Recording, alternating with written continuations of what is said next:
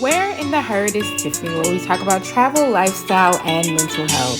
Follow us on Instagram at Sweet Tiffies, Twitter at Sweet Tiffies, Facebook Sweet Tiffies Inspirations, and Tiffany-Travels.com.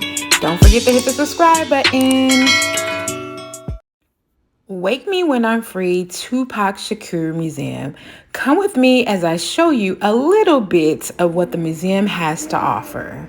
These are the tattoos that were on Tupac's body. Got the Black Panther, which represents strength and power. Exodus 1831. There are lots of different theories on that. Machiavelli was his stage name. Queen Nefertiti was super important to him.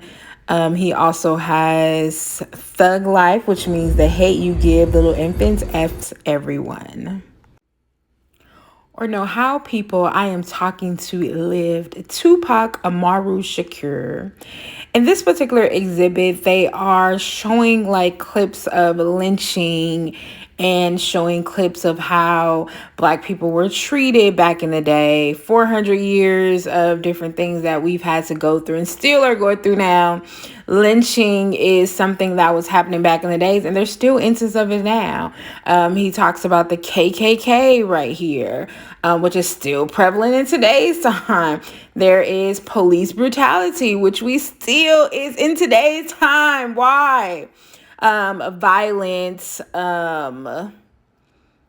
Again, just he's showing what is going on. So imagine he's been gone for a while. So imagine the stuff that still hasn't changed very much. Why? Why? You continue to see iconic figures such as Martin Luther King and different people that have died in the past for just our civil rights. And he goes on to say, "Wake Me When I'm Free," which is the name of this exhibit.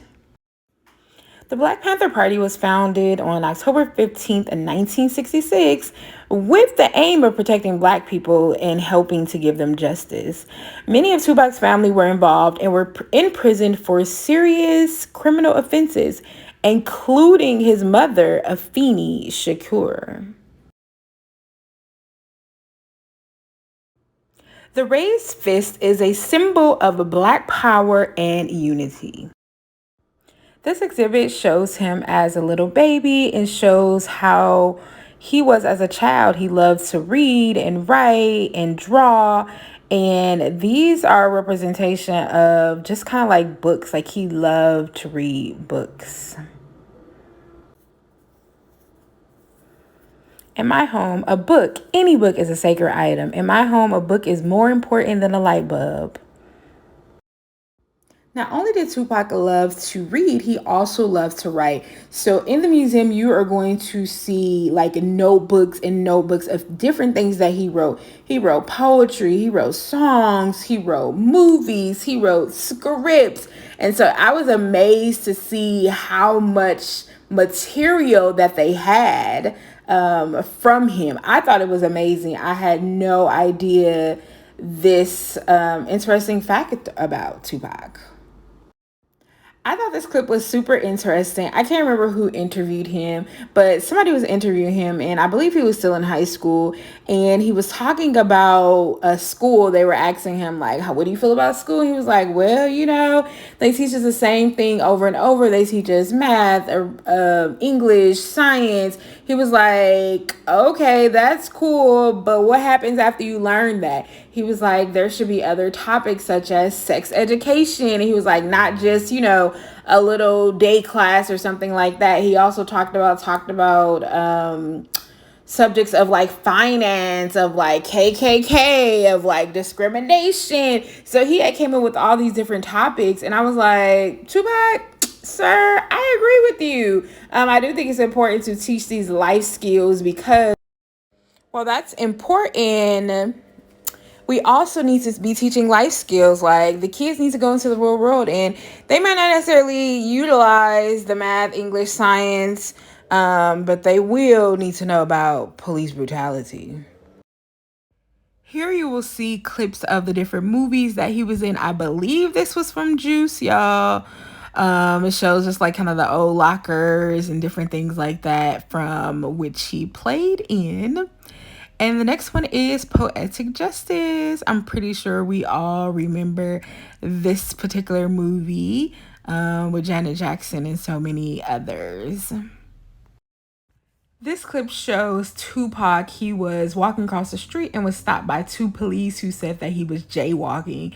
And in the midst of that, they proceeded to beat him, choke him. He was actually unconscious and placed in jail for several hours, but eventually was released.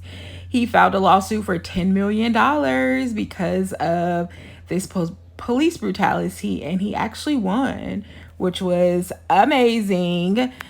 Because obviously that was wrong. If it was jaywalking, it shouldn't have been the force that was used against him. And it literally shows that's the Oakland police, and it shows his bruises, like how badly he was actually beaten.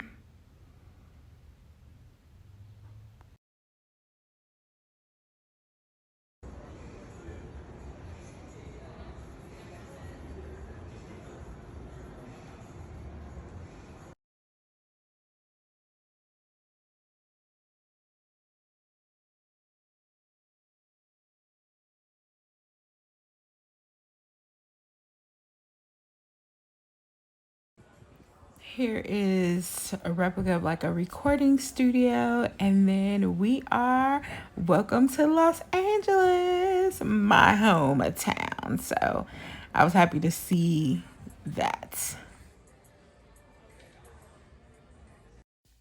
To live and die in LA is the place to be. You got to be there to know it. Everybody wanna see it. So, y'all know I'm not a singer, so don't laugh at me, but this is what this clip was of that music video.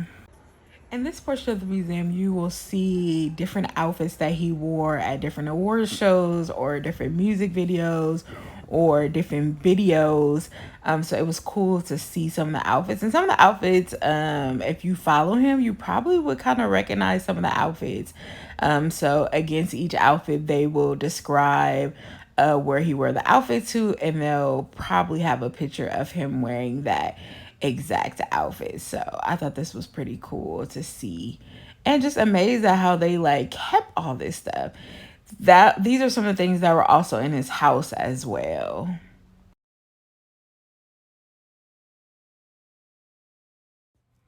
We are the roses, this is the concrete, and these are my damaged petals. Don't ask me why, thank God, just ask me how. So these are petals, and let me tell y'all, this is towards like the end of the museum, and so I'm not gonna even lie. I started to get teary-eyed, and I got teary-eyed because you see it says soldier, it says revolutionary, and I feel like Tupac died in his like 20s. And so, because of how smart he was and the different things that he was involved in, I definitely felt like if he was still here today, he would probably have a lot more to offer to society. And so, if you can see that rose, it's like a concrete, the rose that grew out of a concrete. Misplaced hate makes disgraced changes. Tupac, you are definitely missed. Make sure you check out the gift shop at the end of the museum. They have shirts and posters and like do-rags and a lot of different stuff that you probably would like to purchase. Do make sure that you bring your card because I do not think that they take cash. But yeah, I hope that you enjoyed this tour of the Tupac Museum, and I highly recommend that you go and see it for yourself. This museum is located at LA Live, so make sure you get your tickets. They are either $29.50 or $47.50 depending on where you go, and I believe they do have child or student prices as well. And make sure you put on your headphones so that you can hear all the details from the different things that you see in the museum. Again, I hope you enjoyed, and if you've already been, tell me about your experience. If you haven't, please make sure to go check this out because I believe it's only around for a limited time. I'm not saying I'm going to rule the world or I'm going to change the world, but I guarantee that I will spark the brain that will change the world. And that's our job, is to spark somebody else watching us. And if you're hungry after seeing the museum, check out Fix and Sew Kitchen. That is a 5-minute walk away from the museum. It was delicious.